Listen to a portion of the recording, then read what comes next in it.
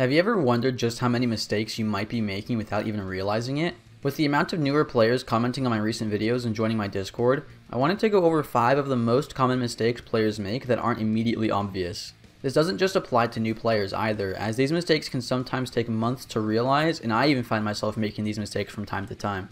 The first common mistake I'd like to discuss is holding your cooldowns for bosses in dungeons. Whether it be offensive or defensive cooldowns, saving them for bosses is almost never worth it. The way you want to view your cooldowns is how can you get the most effectiveness out of them, and that most often means using them on trash packs. When you're using your AoE skills, you are doing more damage than your single target rotation, and that means your offensive cooldowns will cause you to do exponentially more damage than if you were to use them on bosses. The way to effectively run dungeons is not by blowing up bosses with an optimal opener and all of your cooldowns available, but instead by getting to the bosses as soon as possible. When discussing defensive cooldowns, the same mentality applies. When tanking multiple trash packs at a time, as you should be, your damage intake will be much higher than that of a boss's auto attacks. That means when using skills like Rampart or Vengeance, you will mitigate more damage from the 67 enemies attacking you than you ever will on a boss. So as long as you will get effective use out of, let's say, half the duration of a cooldown or more, using them on cooldown and blowing up trash packs to get to the bosses faster is more efficient than using them on the bosses themselves. The second common mistake I want to talk about is not using sprint in dungeons.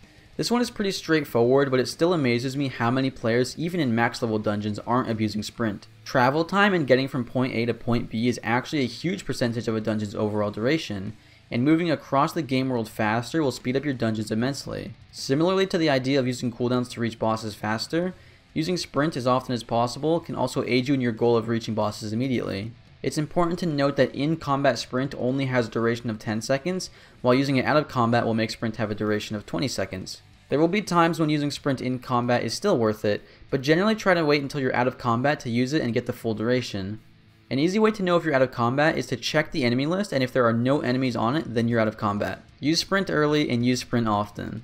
The third common mistake I will address is kind of two mistakes in one: running out of melee range or staying super far away from the enemies and your party members. The moral of the story is that for almost all scenarios, unless literally impossible, you want to be in melee range or near it. Even as a healer, even as a caster, even as a physical ranged. Unless mechanics don't allow for you to be in melee range, you should be as close to the boss or enemies as possible. There are multiple benefits to staying near melee range, such as never missing AoE heals, or catching all raid buffs, or standing inside friendly ground AoEs, and most importantly getting full melee uptime as a melee class. Often if there are AoE markers that drop on your character, you can simply move to another side of the boss or max melee the boss to maintain full GCD uptime, which is very important as a melee class. How many times have you seen a tank get an AoE marker under them and immediately run 60 miles away from the boss and start spamming shield lobs? I promise you, unless a boss has a full AoE circle around them, you can most often find a spot on the side or behind the enemy to get full melee uptime. Even as a ranged player, make it a habit to stay close to the enemies in your party to catch AoE heals and raid buffs,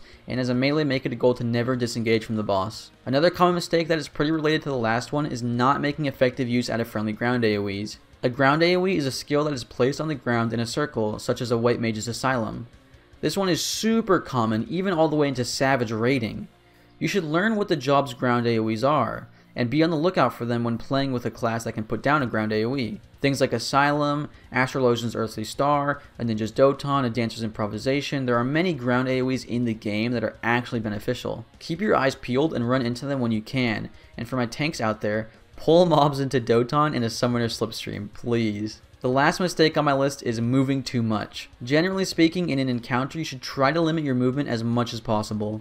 This is especially important for casters, as your damage output is directly tied to how many casts you can get off. There are many players out there running around, cancelling their casts, and lowering their damage by an insane margin. I'm sure we're all aware of the idea of ABC, always be casting.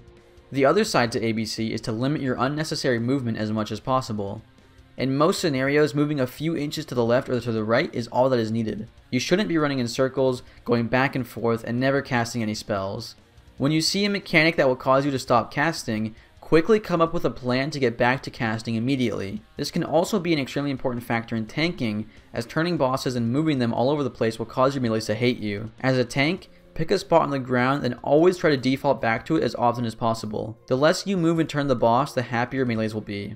That's all I've got for you today, friends. If you liked this video, leave a like. If you didn't, a dislike. Make sure to subscribe and hit the notification bell to stay up to date with my content, and check out my Patreon if you want to support me further.